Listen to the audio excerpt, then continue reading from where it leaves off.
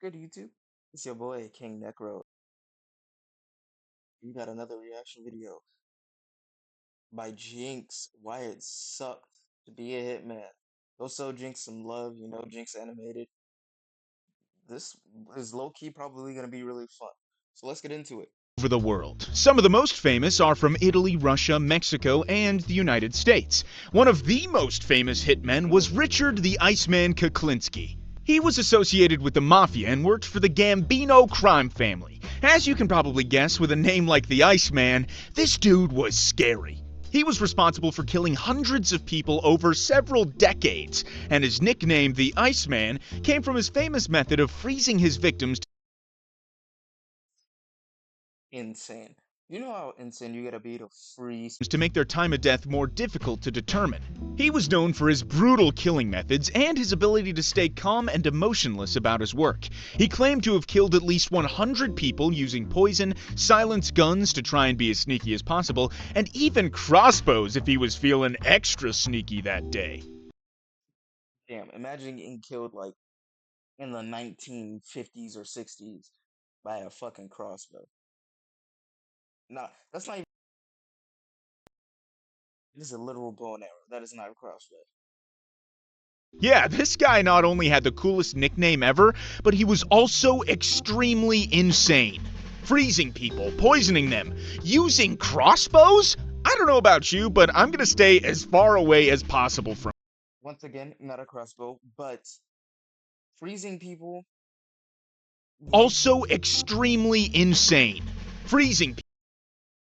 Like this would be a horrible way to go out. Frostbite, just being frozen to death is like burning to death. People, poisoning them, using crossbows? I don't know about you, but I'm gonna stay as far away as possible from him. Some other insane hitmen were known as the Zetas, I've heard of these guys. These guys are still active, I think, and I want no smoke with them. cartels were known for hiring hitmen to do their dirty work, executions, or eliminate rivals. The Zetas were a group of ex-special forces soldiers turned mercenaries for the cartel. These hitmen were feared for their ruthlessness and brutality. They became famous for their extreme violence, including beheadings and mass killings. Yeah, remind me to never mess with the Zetas. The last thing I need is my head to be chopped off. Their operations spread terror across Mexico and even into the United States. I mean, who's Oh, they're the U.S., bro. Where are they located so that I may never go to any of those states? not terrified of being beheaded? That might be the worst way to die.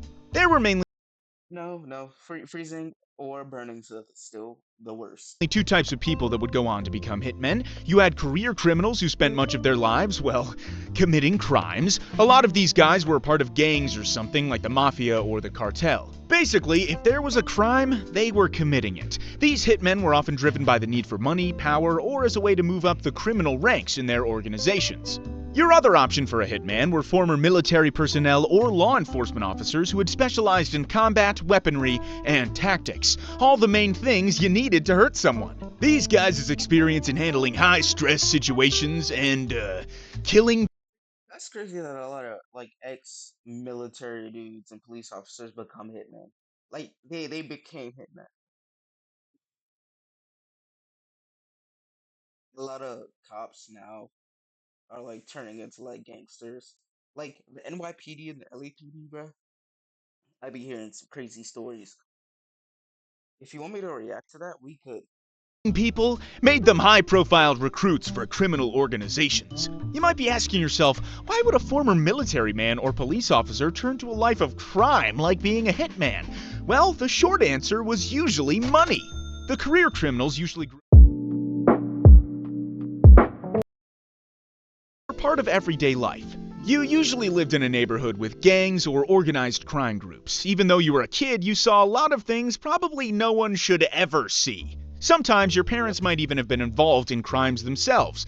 Definitely not setting the best example. Career criminals' childhoods were anything but easy, and by the time you were a teenager, you usually started doing some serious illegal stuff, between 13 and 17. You might have joined a gang, started hanging out with people involved in organized crime, or worked your way up in the criminal world. You learned how to fight, intimidate, and sometimes even try your best and use these weapons. You felt like the criminal world was the only place where you belonged. After all, this was all you knew. Now, you would probably think because of the nature of the job, putting your life at risk, killing people, and potentially spending the rest of your life in jail, that hitmen would make millions of dollars.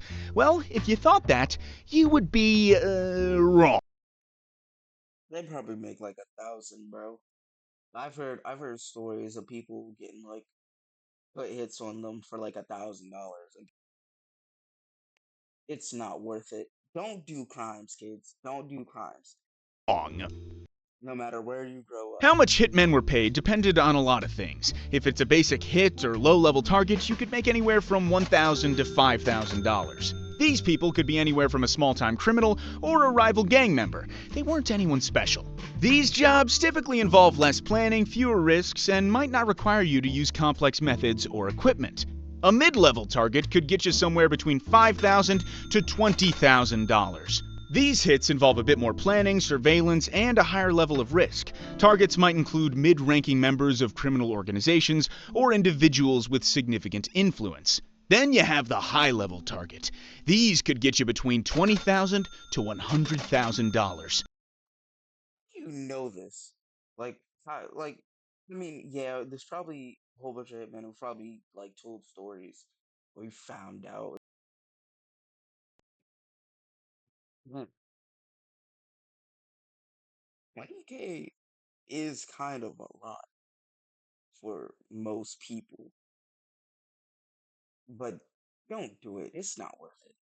These were a higher risk target, such as a well-known gangster, a high-ranking corporate figure, or someone with strong political connections. These hits often require significant Damn, that is a cheap shot at Donald Trump. significant preparation, possibly including several weeks of surveillance, high-tech weapons, or even the assistance of a team. The risk of getting caught or even killed is higher, so the reward is obviously much more. And then the last ones are only saved for the best of the best, so definitely not you, but we'll talk about it anyway. These were usually political or celebrity hits, which were very high risk, high reward. For this big boy, you could get $100,000 to $1 million, or even more. These types of jobs come with huge risks, as they draw a ton of attention from law enforcement and may involve advanced planning, coordination, and even international travel. If the hit is unsuccessful, you may not be paid, or you may only be paid a reduced fee. Also, if you fail, the client could do some things you didn't want done to you. So, you better make sure that guy is dead.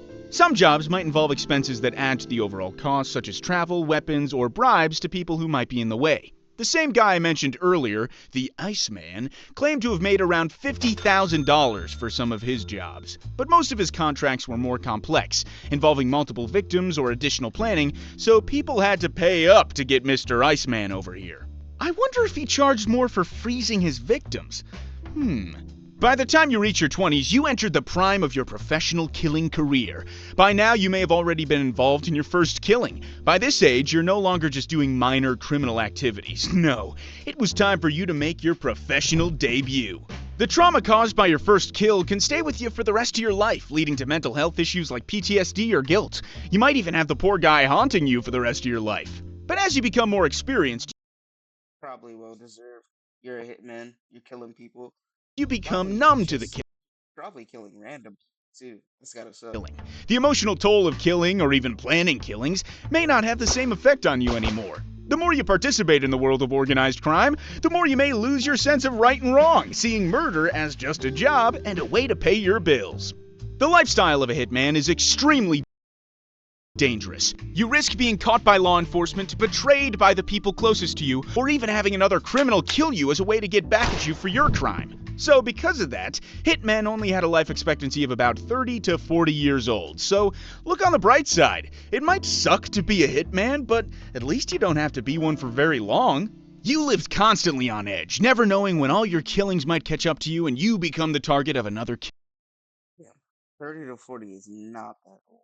It really isn't. So, good luck. killer. You were constantly paranoid, and because of this, you live in secrecy, constantly changing your appearance and maybe even getting plastic surgery to make sure no one would recognize you. Hopefully you don't get any uglier than you already are. By the time you reach your 30s, your life is almost over. Luckily, you begin to feel regret as you grow older and realize the consequences of your actions. You look yourself in the mirror, and let me tell you, it wasn't pretty. You might need plastic surgery after all, but you still looked yourself in the mirror and had to realize how many people you actually killed. You struggle with the Bro is definitely gonna get jumped when he dies. guilt and wonder about the people's lives you've ended. What if they were going to become the doctor that cured cancer? What if they were going to become the first man on Mars? And what if they were going to end world hunger? Well, guess what? You ruined that for everyone. You also Good job, buddy. In 1,000 years, you could have really killed the dude who could have saved the world in like 80 years. So congratulations, you probably killed. spent your entire life working and committed only to crime. Most hitmen didn't have time for a wife or kids. It was all crime, all the time. But at least you had a ton of people you killed and money to show for it. Oh wait, you somehow still didn't have any money and now everyone is coming to get revenge and kill you for all the people you killed? Well, I guess that's what you get for becoming a hitman, so, good luck! Yep, he's right. Anyways, that was a good video by Jinx. Go show him some love and support. We all love a good Jinx video. I'll see y'all later.